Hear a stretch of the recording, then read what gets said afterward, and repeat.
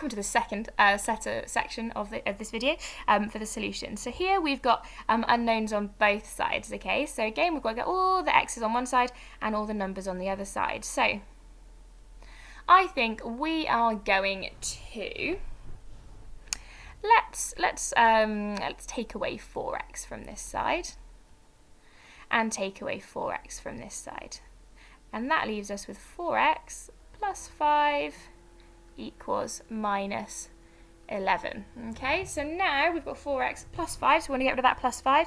We're going to do the opposite, so we're going to take 5 away from that side, and we're going to take 5 away from this side. Okay, so that only leaves us with 4x on this side, and then if we do minus 11 minus 5, then we end up with minus 16. Okay, and then we're going to have to divide by 4 because this says 4 times x, so we can divide by 4 on both sides. That leaves us with only x on this side and minus 4 on this side. So there we are, we figured out that x equals minus 4 for that one. So moving on to ratios. So as we said last week, the first thing you need to do for a ratio is add your ratio together. So 1 plus 7 equals 8. Because I know that we want to eventually split our amount, so this time we've got 88, into 8 pieces, because that's how many bits there are to my ratio.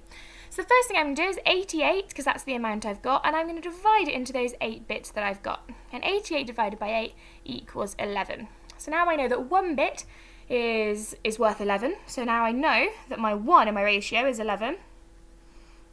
To find out what 7 bits are worth, I'm just going to times 7 by 11, and I'm going to get 77. Okay, so make sure you've got your pound signs in front of them there, and then that's your answer. Next one then, so again we're going to add the ratios to start with, so 5 plus 11 equals 16. So now I know that I want 16 bits, I'm going to take my original number they've given me, I'm going to do 176, and I'm going to divide that by 16 to figure out what 1 bit is, which is 11. Okay, so that means that if I've got 11, I know that 11 equals 1 bit. Okay, so if 11 is 1 bit and I want 5 bits, I do 5 times 11, which is 55. So I know that that bit's worth 55. Then if 1 bit's worth 11 and I want to have 11 bits of that, I'm just going to do 11 times 11, which equals 121.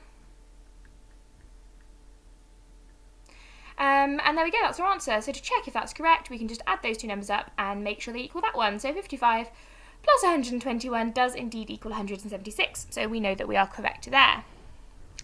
So it says express 19% as a fraction in its lowest form. So if we remember, percentages are out of 100, okay? And a fraction, that's all it means, okay? It just means 19 out of 100, okay? So